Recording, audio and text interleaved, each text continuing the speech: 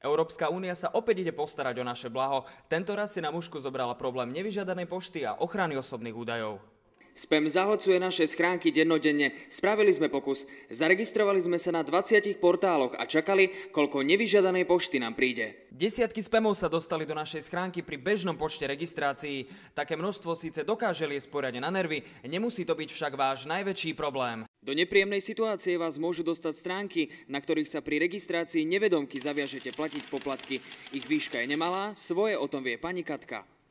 Klikla som si na online knižnicu a tam ma to nepustilo na jednu stránku, kým som sa nezaregistrovala. Vlastne som sa hneď odhlásila, ale už to nepomohlo. Prišla mi potom faktúra na dosť vysokú sumu. Pani Katka sa rozhodla výzvu ignorovať, čím jej podivná firma vyrúbila nemalé penále. Keďže ďalšie upozornenie mohlo mať už súdnu dohru, obrátila sa na právničku. Právnička poradila, že s tým jednoducho nič neurobím, keďže tá firma sídli niekde na Seychellách. Tak som sa potom rozhodla, že to radšej zaplatím. Bolo to 110 eur a penále tam predstavovalo nejakú štvrtinu z tejto sumy za určitý čas, čiže som sa teda rozhodla, že to nebudem ďalej riskovať. Ak sa nechcete stať obeťou podvodných stránok, registrujte sa opatrne, inak si v schránke môžete nájsť nielen desiatky otravných mailov, ale aj nežiaducich faktúr. Pre redaktorskú školu Michal Vyškovec.